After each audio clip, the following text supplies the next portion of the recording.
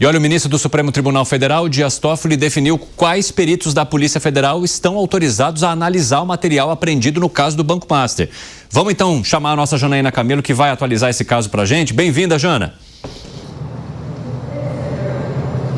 Pois é, Evandro, são 4 peritos da Polícia Federal que foram ali nominalmente citados pelo ministro Dias Toffoli nessa nova decisão sobre o caso do Banco Master, né? Então, segundo essa decisão do ministro, eles estão autorizados a acompanhar toda a extração de dados e a perícia desse material que foi encaminhado para a Procuradoria-Geral da República.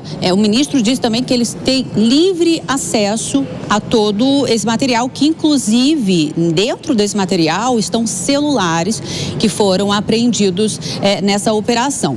Essa decisão do ministro, ela veio seguida de outras que ele deu nos últimos 2 dias, porque primeiro o ministro decidiu que esse material que foi apreendido deveria ser lacrado e armazenado no próprio Supremo Tribunal Federal. Mas ele acabou sendo questionado pela Procuradoria-Geral da República, pela Polícia Federal. Na sequência, ele deu uma nova decisão ali, dizendo que esse material deveria ser encaminhado para a PGR, para o Ministério Público. Foi questionado pela Polícia Federal e aí agora veio essa nova decisão, uma decisão de ontem, ele dizendo então que 4 peritos, apenas resumindo, a 4 peritos, nominalmente ali, que podem acompanhar esse trabalho de investigação ali do que foi colhido até o momento na operação.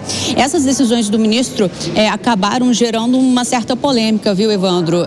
A Associação Nacional de Peritos Criminais Federais chegou a publicar uma nota dizendo que está preocupado com as decisões do ministro Dias Toffoli com relação ao encaminhamento das provas, do material à Procuradoria-Geral da República. A associação diz exatamente o seguinte: reforça a importância da perícia criminal na produção de prova científica. Diz que reconhece a importância do trabalho do Ministério Público na formação de opinião jurídica sobre a materialidade e autoria dos crimes que estão sendo investigados, mas que a competência sobre a produção de prova científica, a competência é da Polícia Federal, porque é a Polícia Federal que tem ali a estrutura necessária, os instrumentos técnicos necessários para a produção de prova científica.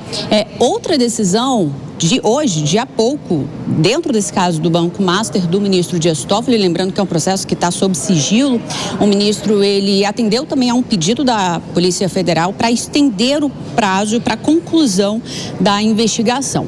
E aí ele atendeu, concluindo ali, prorrogando, na verdade, o prazo por mais 60 dias. Então ele deu mais 60 dias, o inquérito começou, que foi aberto em dezembro, né, no mês passado, deu mais 60 dias para que esse inquérito possa ser concluído, atendendo ali, segundo ele, nesse pedido, nessa decisão, atendendo a um pedido da Polícia Federal. Evandro. Muito obrigado, viu, Janaína Camelo? Um abraço para você, até porque os prazos estavam bastante curtos para o trabalho que a Polícia Federal tem pela frente, né? Alan Gani, como é que você avalia a maneira como esse caso está sendo conduzido? Olha, eu vejo... Defesa Civil, né? Os alertas vêm do nada, o Peperno quase caiu da cadeira. Enfim, a Defesa Civil alertando aí sobre os temporais que devem atingir a capital e também a região metropolitana. Fala, Gani.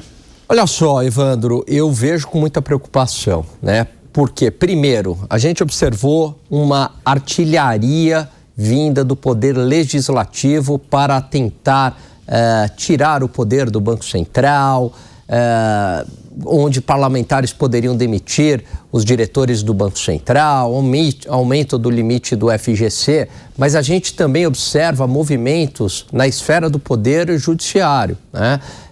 Logo após o ministro pegar uma carona no jato de um dos advogados do Master, coincidentemente esse processo entra em sigilo.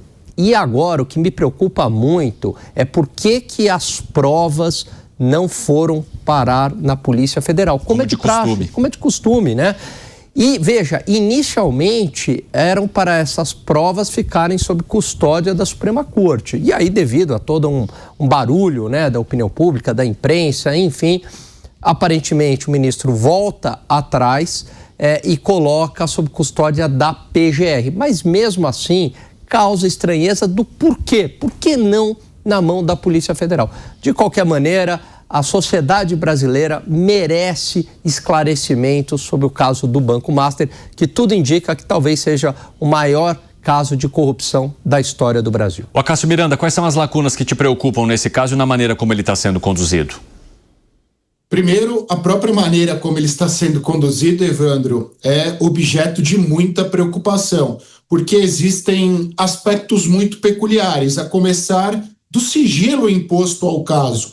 O sigilo no processo é excepcional, a publicidade é um dos princípios constitucionais regentes do processo, e só excepcionalmente pode haver este bloqueio, este sigilo. E foi decretado de pronto no caso do Banco Master, sem que fossem feitos questionamentos públicos do Ministério Público, por exemplo, e mais do que isso, um sigilo absoluto.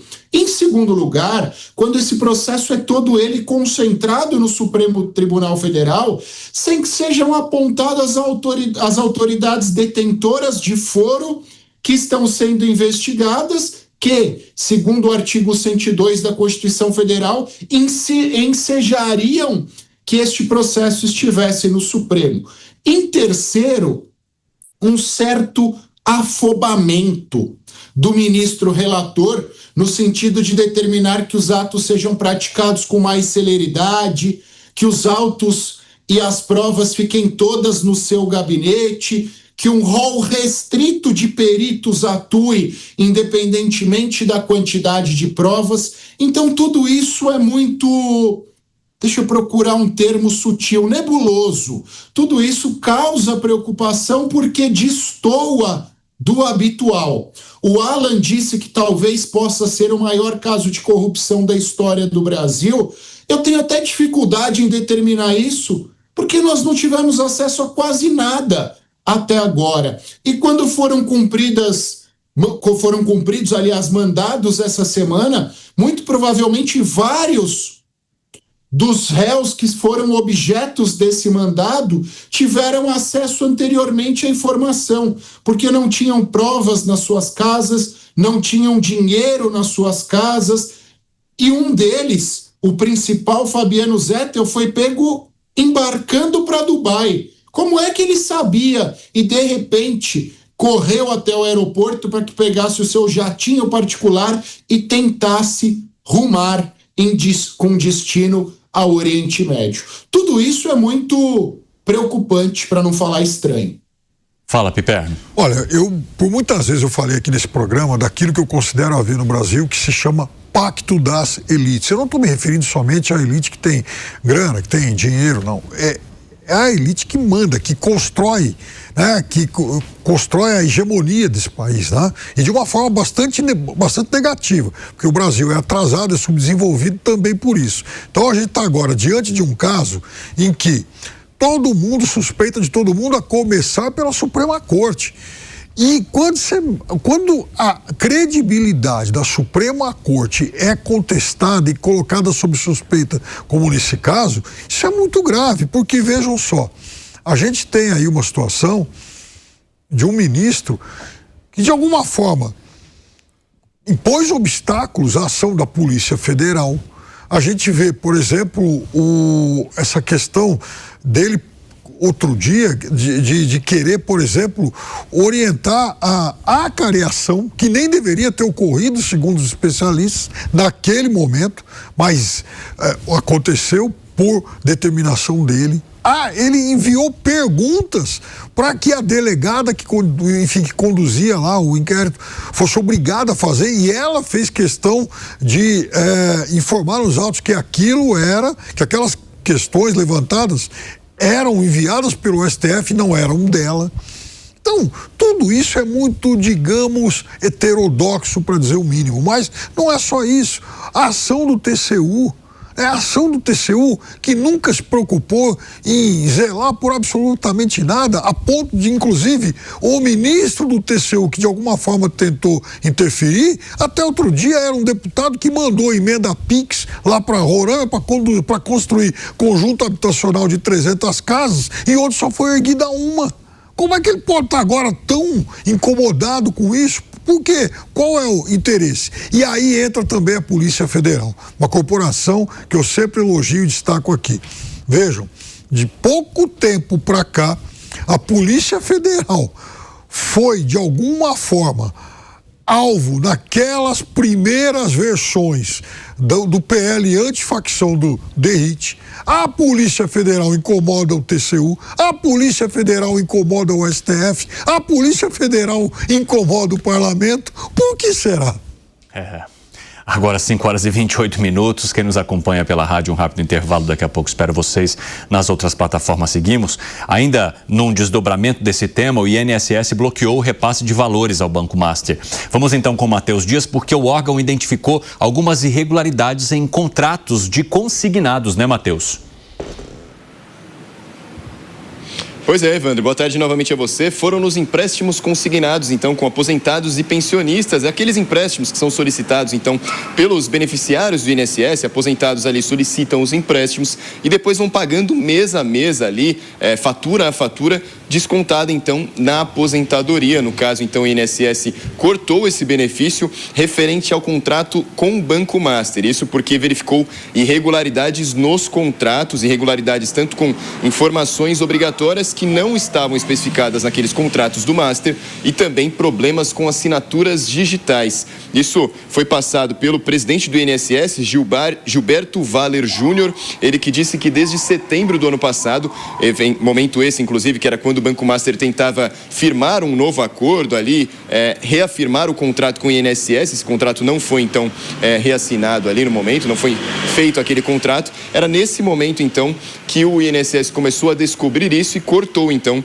os empréstimos consignados referentes ao Banco Master. No caso, disseram que nos contratos também, além das assinaturas problemáticas ou dos problemas com assinaturas digitais, eles também não especificavam os valores reais ali desses empréstimos e também as taxas de juros que seriam cobradas dos clientes mês a mês. Por isso, então, foi vetado esse benefício ao Banco Master, essa movimentação financeira ali. No caso, cerca de 2 bilhões de reais em mais de 250 movimentações, mais de 250 contratos ali com clientes estão em análise pelo INSS.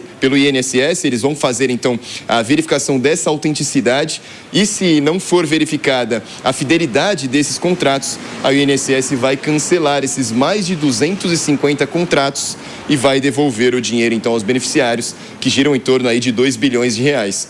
É confusão atrás de confusão, né, Evandro? Agora, no caso dos aposentados e pensionistas que recentemente já foram tão lesados aqui no país, né? Exatamente, Matheus, obrigado pelas informações. Gani, há toda agora uma teia para você desembaraçar, porque era um banco que estava com funcionamento, entre aspas, comum, inclusive oferecendo benefícios relacionados ao sistema público. No momento em que há essa liquidação e toda essa investigação, vai havendo um efeito em cascata prejudicando todo mundo. Pois é, ontem a gente viu uma instituição financeira ser corretamente liquidada pelo Banco Central, REAG, e aí, evidentemente, que os clientes, os cotistas, foram prejudicados. Agora, haverá também, possivelmente, vários fundos de pensão, Evandro, que serão fechados não por fraude, mas pelo rombo mesmo, porque compraram a rodo, né, CDBs do Banco Master e aí é claro que vão arcar com este prejuízo. Será que eles vão conseguir sobreviver, né, com todo este rombo do Banco Master? E quem é que vai pagar a conta? Quem vai pagar a conta é o cotista lá do fundo. E muitas vezes a gente acredita que o cotista, o investidor do fundo, é um mega investidor. Não é verdade. Na verdade, são pequenos investidores, né? Se a gente olhar os dados da Bolsa de Valores, você tem uma série ali de pessoas com seu CPF investindo um pouquinho por mês. A gente pega aqui o pessoal da produção da Jovem Pan, né? O pessoal ali, vários vêm falar comigo, investindo ali, investe em Tesouro Direto, investe em fundos de investimento, vem pedir dicas. Então, você tem uma massa de pessoas hoje no Brasil que investem em fundos de pensão, em fundos de investimento, e muitos desses fundos acabaram comprando CDBs do Banco Master. E aí, sejam eles porque compraram, porque estavam envolvidos na fraude ou por descuido mesmo, este rombo bilionário não vai ficar com o gestor do fundo, não vai ficar com o administrador do fundo. Vai ficar com quem? Com o cotista do fundo. Então é algo sistêmico e que a história ainda não acabou, Evandro.